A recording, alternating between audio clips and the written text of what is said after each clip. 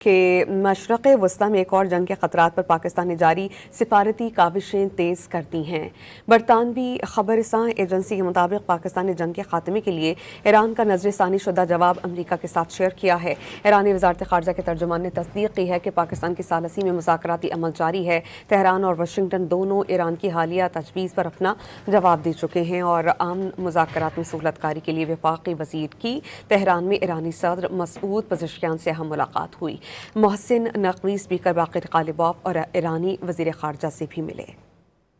خطے کو ایک اور جنگ سے بچانے کے لیے پاکستان کی مخلصانہ سفارتی کوششیں جاری ہیں۔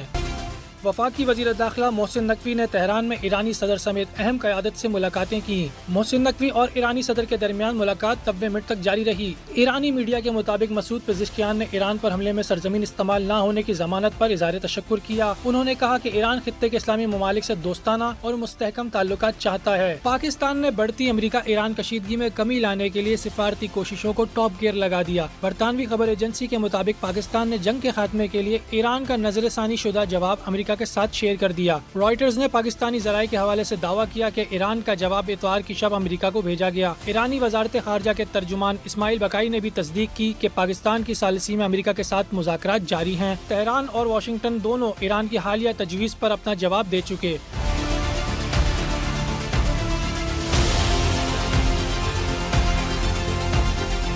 دوسری جانب وفاقی وزیر داخلہ محسن نقوی نے تہران میں ایرانی صدر سمیت اہم قیادت سے ملاقاتیں کی۔ محسن نقوی اور ایرانی صدر کے درمیان ملاقات 90 منٹ تک جاری رہی۔ ایرانی میڈیا کے مطابق مسعود پزشکیان نے ایران پر حملے میں سرزمین استعمال نہ ہونے کی ضمانت پر اظہار تشکر کیا۔ انہوں نے کہا کہ ایران خطے کے اسلامی ممالک سے دوستانہ اور مستحکم تعلقات چاہتا ہے۔ اسلامی ممالک کا اتحاد بیرونی طاقتوں کی مداخلت محدود کر سکتا ہے۔ انہوں نے کہا کہ مسلم ممالک جتنے متحد ہوں گے بیرونی جارحیت کے امکانات اتنے ہی کم ہوں گے۔ ایرانی میڈیا کے مطابق محسن نقوی نے پاکستان اور ایران کو پہلے سے زیادہ قریب قرار دیا۔ انہوں نے تہران اور پاکستان کے برادرانہ تعلقات میں اضافے کی خواہش کا بھی اظہار کیا۔